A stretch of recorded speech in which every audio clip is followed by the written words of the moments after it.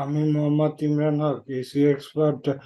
আমি আজকের এসিও সিরিজের একটি ভিডিও নিয়ে আলোচনা করব। ভিডিওটির টপিক হলো কন্টেন্ট অ্যানালাইসিস, অর্থাৎ আপনি কি পরিমাণ কন্টেন্ট দিলে আপনি আপনার কম্পিটিটরের চেয়ে আগিয়ে থাকবেন, এগিয়ে থাকবেন।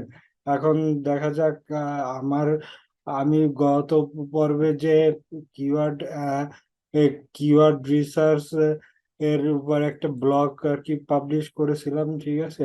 ওই কিওয়ার্ডের আপনার আর আর কি কম্পিটিটরদের অ্যানালাইসিস করব এবং আমার কি পরিমাণ কন্টেন্ট আর কি বাড়াইলে আমি আরো একটু সেফ পজিশনে থাকতে পারবো, সেইটা আমি আপনাদেরকে অ্যানালাইসিস করে দেখাবো। এখন দেখা যাক আপনার আর এক নম্বর যে কম্পিটিটর আছে তাকে আমি ওপেন করলাম। কন্টেন্ট কে বলা হয় কিন্তু কন্টেন্ট ইজ কি ইং অফ এসইও। কন্টেন্টই আর কি সবকিছু নির্ধারণ করে দেয় একটা আর কি এসইওর র্যাঙ্কের উপরে।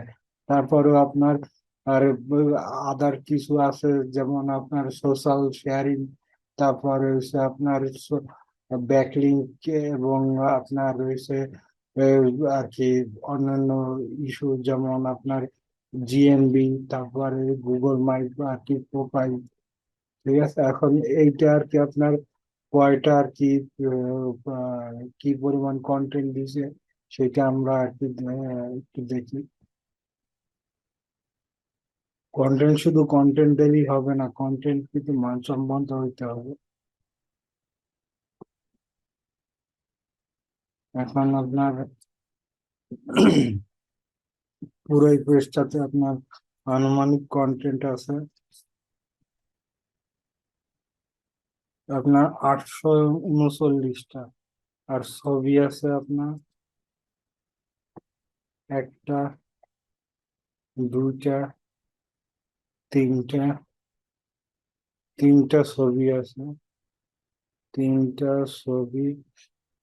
এখন আমরা যদি আর কি এই তিনটা ছবির এর চেয়ে যদি চারটা কিংবা ছয়টা ছবি দিতে পারি, 839টা আর কি ওয়ার্ডের পরিবর্তে আমরা যদি 1500 কিংবা 1600 ওয়ার্ড দিতে পারি, এবং সেই সাথে আর কি একটা আর কি ইউটিউব থেকে একটা ভিডিও আর কি জেনারেট করে আর কি ইমবেডিং করে, ঠিক আছে, ওয়েবসাইটে শো করাইতে পারি, দেন আমরা আর কি সেফ পজিশনে থাকবো, ইনশাল্লাহ।